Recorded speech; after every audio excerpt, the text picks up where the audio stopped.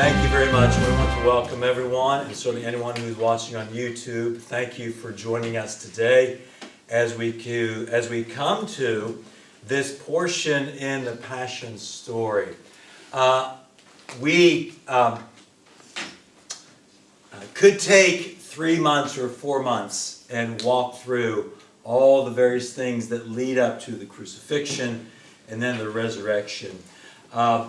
But we're going to come today to this time. We're going to come to this period of time when Jesus is there on the cross as this conversation, this talk happens between the thief on the one side, the thief on the other side, and then Jesus is there in the middle. We're going to call this today At a Crossroads. At a Crossroads. And hopefully we'll be able to explain what I mean by that. I like the freedom of driving. Does everyone here, most of them have a driving license? Most I think, have a driving license. I like the freedom to be able to go to a place that I choose, when I want, and for how long I want. I like that. I like that freedom. However, there are some things about driving that I don't like. For example, I don't like paying for diesel, certainly now. I don't like paying to repair my car when it breaks, and it does. I don't like paying that MOT. By the way, last time I got my oil change, I could not believe it. It cost me nearly 100 quid. Did I already moan you about that? Yes. It cost me 100 quid to get the oil change. Yeah, so that's worth 2 complaints. Okay, 2 complaints. I don't like paying the road tax, and I don't like paying insurance. Insurance is one of those strange things that you have to buy insurance hoping, what? You never use it. Isn't that a strange thing? Why would we ever do such a thing like that? But it's just what we do. One of those things I don't like about driving. I don't like driving when people get aggressive with me. Chris just had a little bit of a moan here, and later on he could share his little moan about people who are being a bit aggressive with him out on the road. I don't like it when police cars are behind me. It scares me to no end. I don't like it when police cars are behind me. I don't like it when a speed camera is in front of me. Driving to Birmingham to the wedding, I couldn't believe the number of real speed cameras that are on those roads saying you have to do 30 miles an hour, and to stay at 30 often is quite a challenge. And you can almost guarantee if you nudge up to 34 or 35, they're going to get you. I don't like having the speed cameras in front of me. But then I don't like coming to a junction in an area where I don't know and not sure which way I'm going. Isn't that a terrible thing? And sure enough, you come up to the junction, not sure which way to go, and what happens? Look behind you, beep, beep, beep, come on, get moving. And you get so frustrated. Or you get around the roundabout, and I'm going around 3 times, not sure which way to get off. And Lisa's saying, Eric, will you get off somewhere? You're making me sick. Or these roundabouts that have 4 lanes and 58 exits, trying to figure out how in the world do you get off of this roundabout. Oh. You can tell you've been to Birmingham. Yes. Makes me Milton Keynes. great. Yes. Lots of things about, but this thing about the junction is probably my worst frustration about driving. So today we're going to fast forward past Palm Sunday. We're going to fast forward past the Last Supper, the garden scene, the trials, the judgment, as we there see Jesus on the cross at these last moments of the lives of these 3 men, the 2 thieves, and Jesus in the middle. These men are just hours from death. Now, just so that we're clear, that this thing of a crucifixion was not unique to Jesus. If you're not aware of it, crucifixion was one of Romans' inventions to be able to execute somebody in a most painful, horrific, suffering kind of way. The nails, as they are put within the victim, the criminal, supposed criminal, into the hands and into the feet, they weren't designed to take the life. The whole point of the crucifixion was that as the person was put upon the cross, they were nailed to the cross. The whole point was to make them suffer and to eventually that they would die not by the nails but by suffocation. Because as the person was on the cross, they'd have to push themselves up. And my mind goes crazy just trying to think about how incredibly difficult and near enough impossible that would be. They'd have to push themselves up against the nails in his feet and against the nails in their hands to push themselves up in order to get a breath. And eventually, their strength would give out. They would not be able to push themselves up and they would suffocate. And that's why, if you remember, as it came toward evening, that the Roman soldiers, what did they do? On the two thieves, what did they do? They broke their legs. Why? So they could not push up. So they could not, can you imagine? How awful. So they could not push up. When they came to Jesus, they saw that he was already dead. They put the spear up in his side to show and to absolutely guarantee that he was dead. The blood and water came out, as the scripture says, and that was it. But today we're going to take a look at this moment of this conversation between the two thieves and Jesus. So we're going to look at this as a crossroads, as a decision that these two thieves have to make. And actually, it's the same crossroads that each one of us make in our own lives. I'm going to ask you to identify, to say, I am like this one or I am like this one. So we're going to look at, first of all, the voice of pride. What we'll call the voice of pride in verse 39. So Luke 23, let's take a look at it again. Verse 39. There's just a few verses we're looking at today. Verse 39 says this. Then one of the criminals who were hanged blasphemed him, saying, if you are the Christ, save yourself and us. Voice of pride. Now we'll explain that here in just a little bit. Now, here's a few bits that we don't know. A few bits that we don't know. As often I say, I would love to have a video of the actual event of what happened, but we don't. We don't see all the facial expressions. We don't see all the body language. We don't hear every word that was said. The only thing we know is that what we have here in Scripture. Now, I'm going to throw you a bit of a challenge question. Because if you look at what I'm going to call the parallel accounts, we have the Gospels. What are they? Matthew, Mark, Luke, and John. Today we're looking at Luke.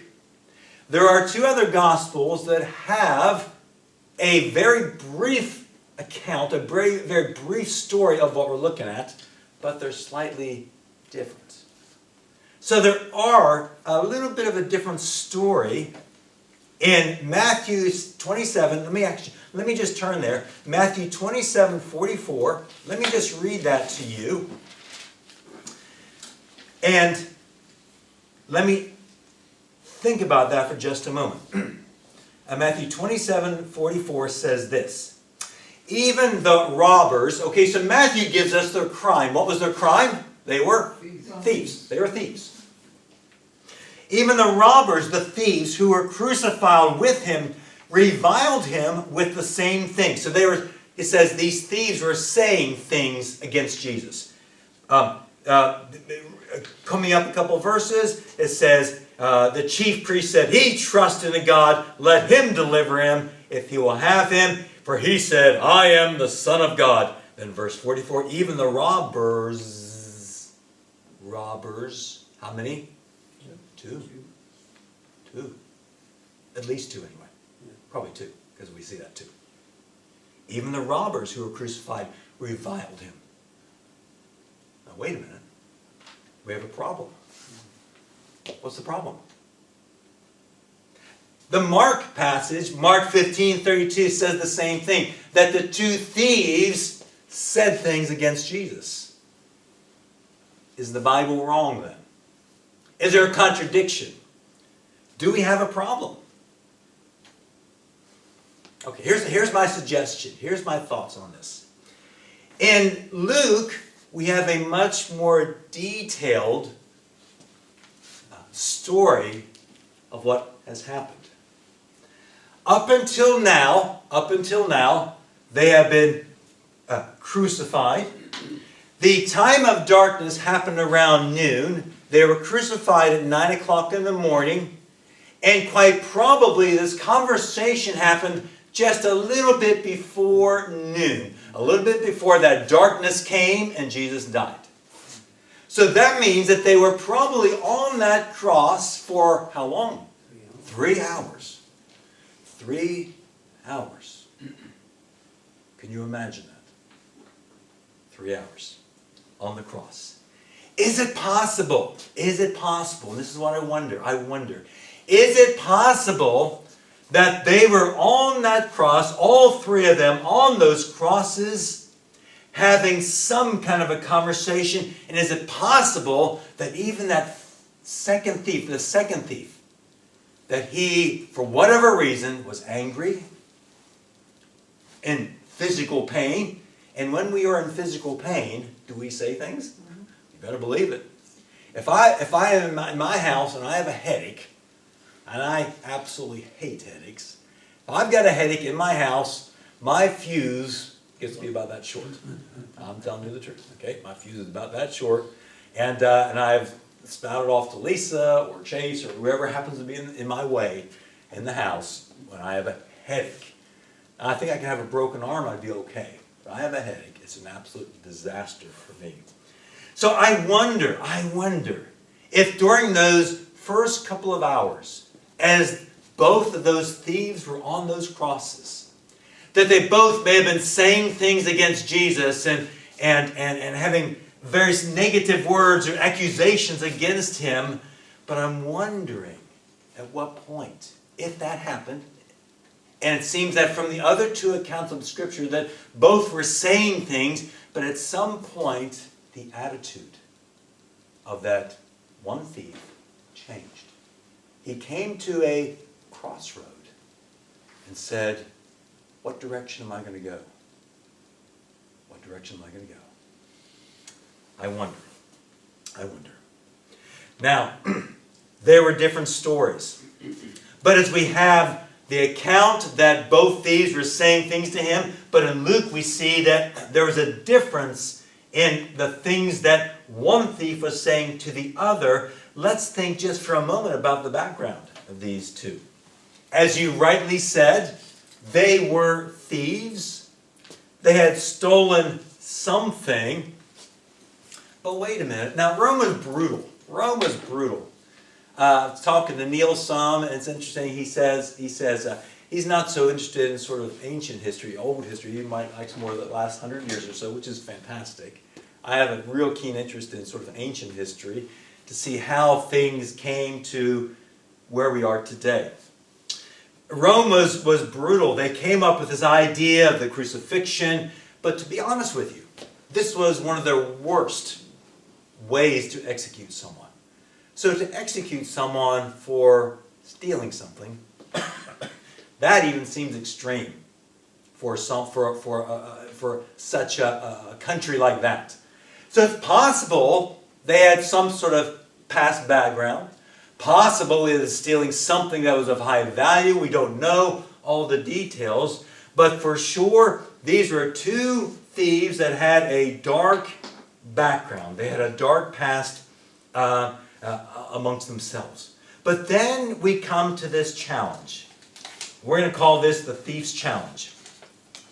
One of them turns to Christ and he says this: if you are the Christ, if you really are the Christ, save yourself And by the way, while you're doing it, save us as well. Now, I wonder what these thieves knew about Jesus. I wonder. Do you think they were the sort that went to church on a Sunday? Probably not. Do you think they were the sort that would help out the widows and the orphan kids and the folks who were... Probably not. However, they were probably pretty streetwise. They had heard about the rumors. They had heard about this person called Jesus. Maybe they even heard about that he gave away free food. Maybe. Maybe they heard that he was good at healing people. Maybe they even heard that actually even brought some people back from the dead. But for sure, they heard about on the street what was happening to Jesus. And the one said, if you are. Now we do the same thing. Okay? We do the same thing. Don't we say, if we're upset with someone, if you think you're so clever, then da-di-da-di-da. Don't we do that? Okay, we do that sometimes. So this is what the thief was doing. If you are who you say you are, was he asking a real question? No. He was being snide. He was being clever. He was having an attitude. Just like we would say to those close to us, don't give me that attitude, young man or young woman. He had an attitude. He was not asking a real question. He was saying, are you the Christ? Are you the one that God sent? He was looking for a free lunch. He was looking for a way out. That was what he was all about. He said, if you really are the Christ, if you really are the one that I heard about, show me. Save yourself. Go on. Now, his arms weren't like that. They were like that. Just imagine in your mind. Okay? Show me. I dare you. Would have been his attitude. The thing is, he was all about what he could get for himself. He was all about really his own benefit. He wouldn't really care that Jesus would take himself down from the cross. What he was really interested in was what? Save us as well. Rather even save me. That's what really was in his mind. That's what he wanted. But he had no idea of the bigger picture. He had no idea that Jesus' suffering on the cross was all part of God's plan.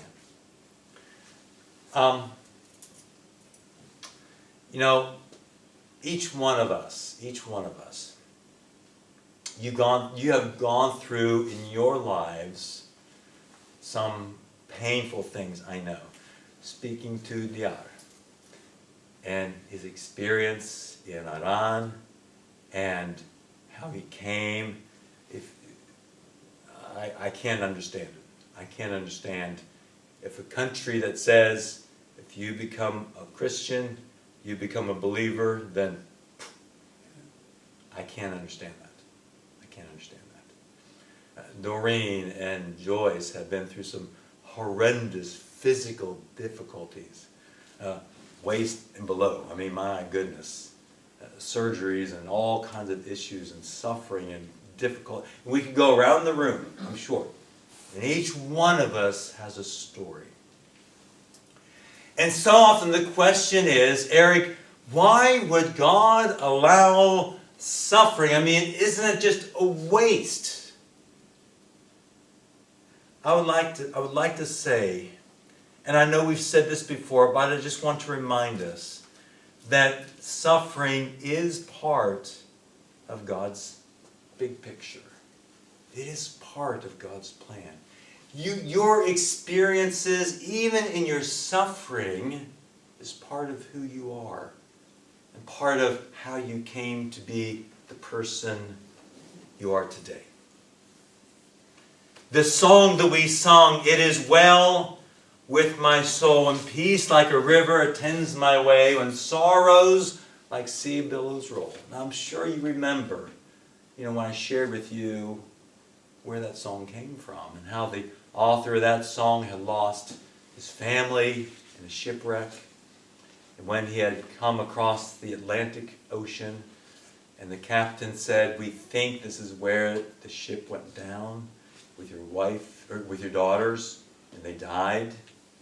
Out of that suffering came that song that has been a blessing to millions of people in the years that that song has been around. I'm simply saying that God can take your suffering just like He took the suffering of Jesus and to turn it to good. And as I look at what's happening in Ukraine, it's unbelievable, unbelievable. And if you maybe you're tired, maybe you can't look at it any longer. And I see of war scenes of the streets in Ukraine and bodies still on the floor that they've not been able to be collected and buried because of fear of more artillery and more missiles coming. I can't understand that. But here's what's amazing is to see the world come beside this little country in Eastern Europe and say, "We are with you." Not every country, obviously. But there's tremendous suffering going on right now in Ukraine. But I'm saying this, that even in the middle of that, God can take that and bring good out of that suffering. We can appreciate what we have. And hopefully that we can learn to appreciate the freedoms that we have, the ability to do the things that we do. So there's the voice of pride, as that thief calls out, "If you are really the Christ, take you down from the cross, and us as well." Really, me as well. But then there's a second voice. There's a second voice. We're going to call that the voice of humility in verses 43. The voice of humility. It says this in verse 40. "But the other, answering, rebuked him." As a matter of fact, let's back up to the first one. I wanted to mention this. The Bible says that he blasphemed him. As he was speaking, he blasphemed. So he was mocking Jesus' claims. So we talked about blasphemy before, what that meant. That was more than just an insult. It was beyond an insult. It was mocking who Jesus said that he was God. Now, down to this voice of humility, in verse 40 through 43. "But the other, answering, rebuked him, saying, 'Do you not even fear God, seeing you are under the same condemnation?'" Now, in your paper, you got a little line that says, "Shut your..." Okay, now what kind of words could we stick in there? Mouth, what else? Mouth, okay, what else? How do people talk? Shut your gob, shut your trap, shut your... Have you ever heard? I heard this one time. Shut your pie hole. Is that a cake hole? Okay, there's a different version of that. You can pick any of those that you want. He wasn't very nice to the guy. He says, "Shut your gob. Just shut up. What do you think you're doing? What do you think you're saying? Do you realize that you are just literally hours from eternity? Very soon you are going to be facing God. You're going to be facing eternity." No, the Bible clearly says that life is a vapor. It's a puff of smoke.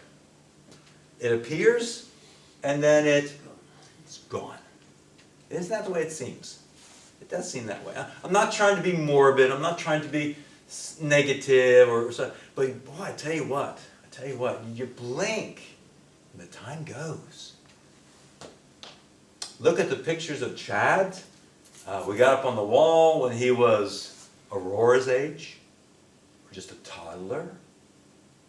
And you think, was that 30 years ago?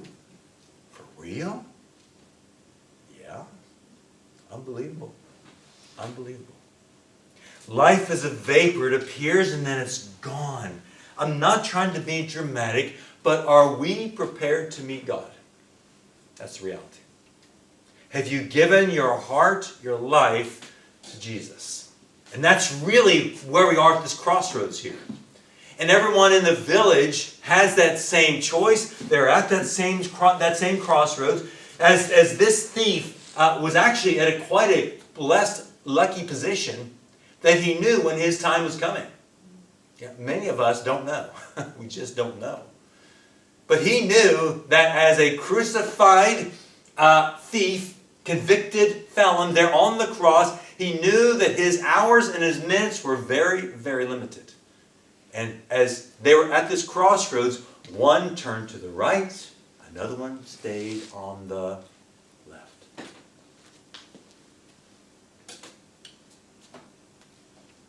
Eric, you're being a bit dramatic, aren't you? I don't know. Maybe I'm not dramatic enough. Because as I said before, the reality is, I do not do what I do just to have a job. I can be making a whole lot more money doing something else, I guarantee you that. But the reality is, either this is real, or it's some fairy tale. If it's a fairy tale, I have no interest in it. I'd rather be out fishing with Steve at the lake down Dick Brick Pond or something. But because it's real, it's incredibly, incredibly important. This thief says, we should be here. We are thieves. We're robbers. We're here on these crosses as a punishment for what we've done. We should be here because of what we did. I am guilty.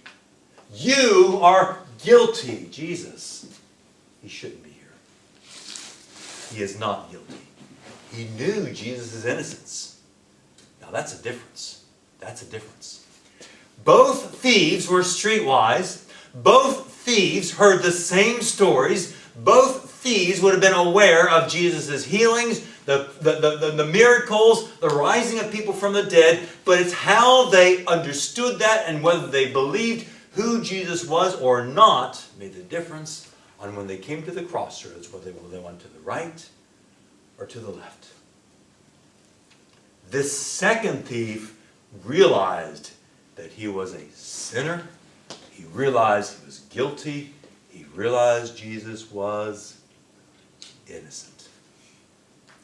The innocent dying for the guilty. But then he said something which absolutely takes this whole thing to another level. In verse 42, he says this. He said to Jesus, Lord, Lord. Did that first thief call him Lord? No.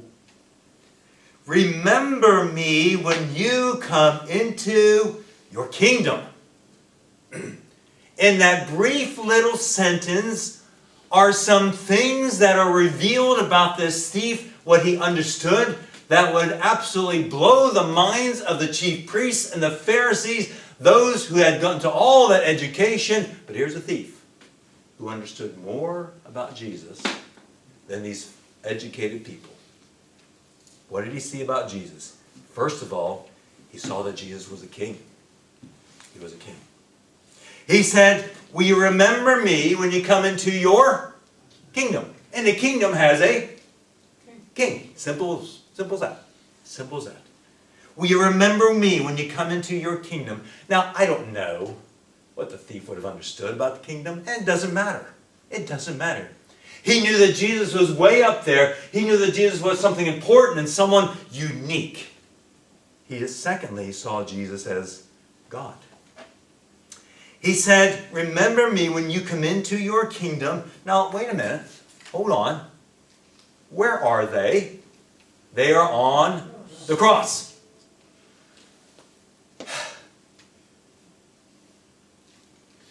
This thief knew that he was going to die within minutes, hours maybe. And that also, who else was going to die? Jesus.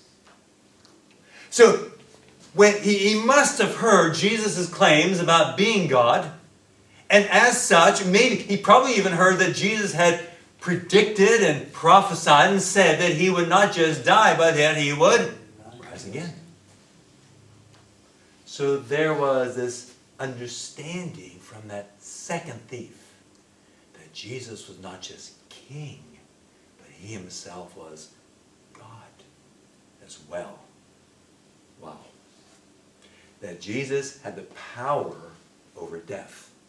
Even though that I imagine he was that I don't know how it's going to work. That probably thief was thinking in his mind, I don't know how it's going to work as this man is there. This innocent man was on that middle cross. I don't know how it's going to work, but I know he's going to come alive again because he said he was going to do it. And he is king and he is God. And the second thief saw eternity as real. He said, will you remember me when you come into your kingdom? He knew that life is a vapor. It comes and disappears. But after this mortal life comes a time of eternity. And he said, listen, everything I've heard about this Jesus, and we don't know all the details. We don't know what the man knew or didn't know. We knew that he knew some very high-level things, that he is king, he is God, but he knew that Jesus was the real thing. And last but not least, he had faith in the one that was next to him on the cross. Will you please just remember me when you come into your kingdom? This man knew, the second thief knew, that his minutes were numbered, his hours were numbered. And everything of him, he said, I just put all of my faith, all of my trust in you. Now, for everyone who thinks that they have to go to church and to be a good person and to give money and to be nice to the neighbor and to, what else? Get baptized and to have communion, that once I do all of these things, then God will be up in heaven. Well done. Did that thief have the opportunity to do any of those things? No. Should we do those things? Of course. Of course. But what an illustration. What a picture. What a story of heartfelt faith and trust in Jesus, the Son of God. Jesus then replied.